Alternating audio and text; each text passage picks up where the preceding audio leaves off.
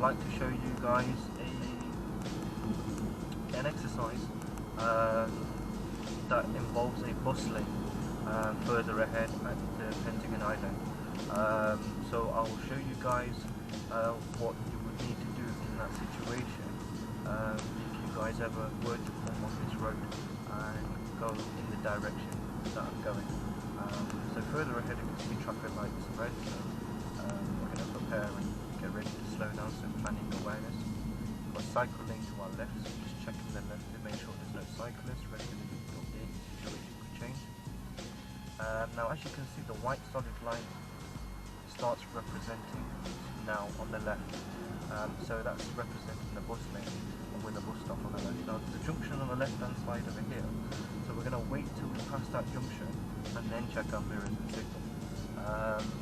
The reason for that is that if we were to indicate before that, it would be giving off the wrong impression and the wrong information that we're turning left into that junction when we're intending to go straight. So what we're going to do here is we're waiting for the white solid line to finish. Now if you're in a traffic queue, you would just go to the white solid line and you would wait there. But if the traffic flow was moving and flowing, it's very important to check your blind spot before you come over. So make sure the blind spot check, mirror check, come over to the left. Now the reason why we would check our left shoulder blind spot there is because of cyclists. Cyclists can tend to hover in our blind spot area and hard to be able to see on our left side. So it's very important to take that into account. The other thing to remember is a lot of individuals tend to look at the blind spot, left shoulder blind spot, and turn at the same time. As you can imagine, if there was a cyclist there, God forbid, and you looked and turned at the same time, would you be able to stop? Because before you know it, before you can acknowledge that cyclist, it's too late. So it's very important to check first and then move over. And remember, there's no rush and you're not in any hurry, as long as you're doing things at the right time, so not too late. There's no reason for you guys to rush it. So we're going to continue on, and we're going to go to the first exit left, which is Nottingham A52, heading back towards Rainsbury. Reapplying the indicator, so very important guys, when indicator cancels, you've not taken your exit, very important, cancel reapply the indicator back on. So speed limit on this road is 50, as I saw the signs of a joint. Further ahead, slip road, I'm going to check my mirrors and signal. Going to check my blind spot, yep, seems good. And straight away I'm going to focus on my positioning. Now a lot of individuals when joining a dual carriageway tend to struggle with the position you're going at. So there's a number of things that you guys could do to help you to maintain a good positioning when on a dual carriageway. So one of the simple things you can do is just imagine there's a line, and some roads tend to have a faded line, and all you're doing is literally trying to get that line in the center of your car and just maintain that. The other method that I tend to use, and this one's quite most effective, is the left side mirror.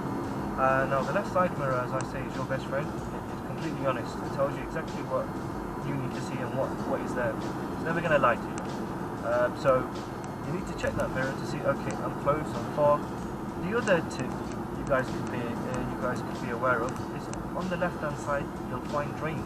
Now if your tyres tend to touch those drains, that's telling you you're close to the curb, because those drains are 9 inches within the curb. So if your tyres are on the drain, that means you're 9 inches within the curb, which is relatively close. So you've got to take that into account, guys, okay? So we're following signs for Ring Road, and ahead we've got a couple of signs on the bridge, as you can see. So we also have a slip road coming, so we've got to take that into account. So we're following Ring Road, so we're going to apply our mirrors and we're going to signal. We're going to try and overtake this vehicle on the left. So once I can see the car in my center mirror, I know I have a good distance for me to now be able to come over to my left. So I'm continuing on looking for the sign Ring Road. On the bridge I can see it again on the left. So again, mirrors, signal, and recheck the mirror. Now a lot of individuals tend to come over to the left here, a lot further ahead. And you don't want to be doing that, because imagine if a car behind comes to the left before you, you're going to have a problem coming back to the left here. Sign on the right tells us here max speed 25. Now because that sign is in the shape of a rectangular box, it's an advisory. A sign that's in the shape of a circle is a legal requirement, such as the 50 here.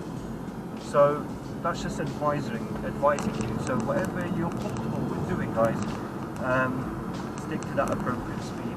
25 is giving you 25 for a reason. So see how you guys get on. So we're going to switch back over into the left-hand lane. So there is signal, blind spot check, and then we're going to move over. Okay, comes the signal once we've moved over. Like this, that, and this, and it's like that, and like this, and like that, and it's like chill to the next episode.